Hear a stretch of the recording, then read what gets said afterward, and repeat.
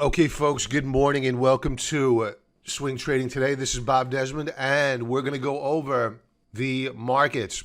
And we're going to kick things off with the NUGT, of which we are long of. And while we began the week quite solidly, yesterday was just a horrible day. And it looks as though we're seeing more weakness this morning on the NUGT, as well as for gold. Gold is very weak this morning. Now, the question is, are we still bullish on these names? Absolutely. Will we begin adding aggressively immediately? Not so likely. We need to wait and see where there is a bottom. Where do we have a floor? And then as we begin to see a consolidation and the beginnings of a breakout, we could look to add more to the position. But right now, on a daily, a weekly, and heck, on a 4-hour basis, this is a 4-hour chart, these will all be 4-hour charts, we are not looking healthy. So it would be reckless for us to go jumping in and adding more just yet. And it's at times like these where I admire Warren Buffett for his buy and hold strategy, because holding through these volatile times is not easy. But keeping the higher level view in mind, meaning the whys behind you opened up the trade and you ask yourself, has anything changed? And what are the whys for us opening up the NUGT trade? And the whys is that we have 22 trillion reasons and rising of as to why we are long of the NUGT.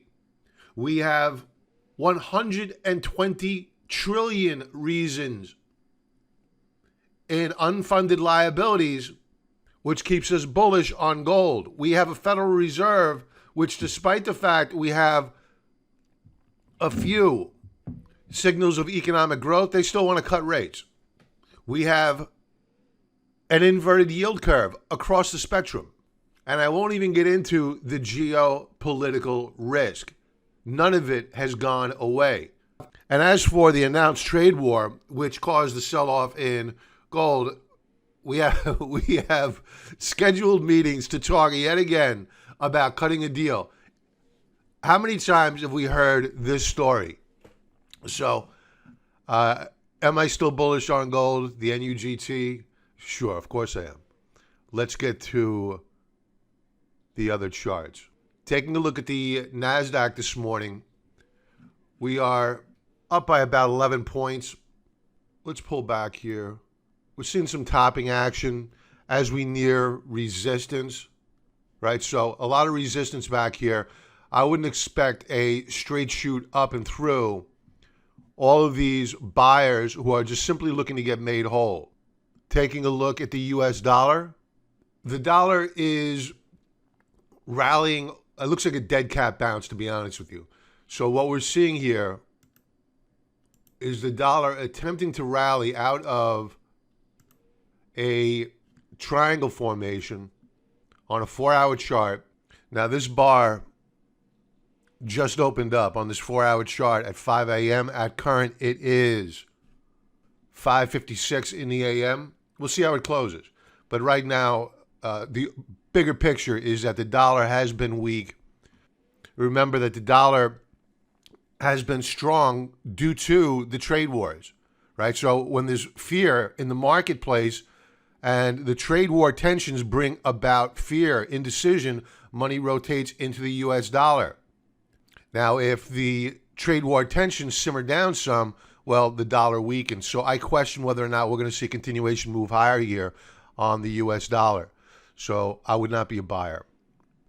The S&P 500, you're seeing topping action. I'm going to drill down here in a moment. But again, similar to the NASDAQ, we are nearing resistance levels.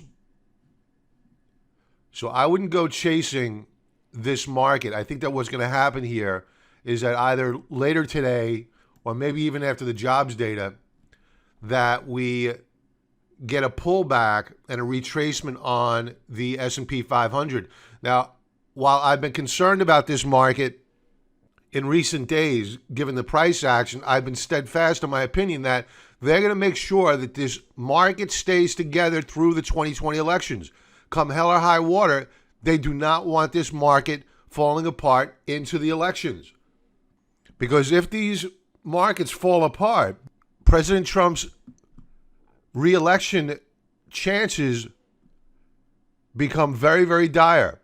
Taking a look at USLV. Now, we've been looking for an opportunity to re-enter the USLV trade for a while now, and it looks as though we are getting our opportunity now. We're weak this morning, and I'm not going to go buying simply based upon the fact that the shares are weak. I want to buy as we see the shares begin to consolidate and then begin to break out, much as what you saw back here, right? We consolidated, we began to break out above resistance, this line here, and then it was off to the races.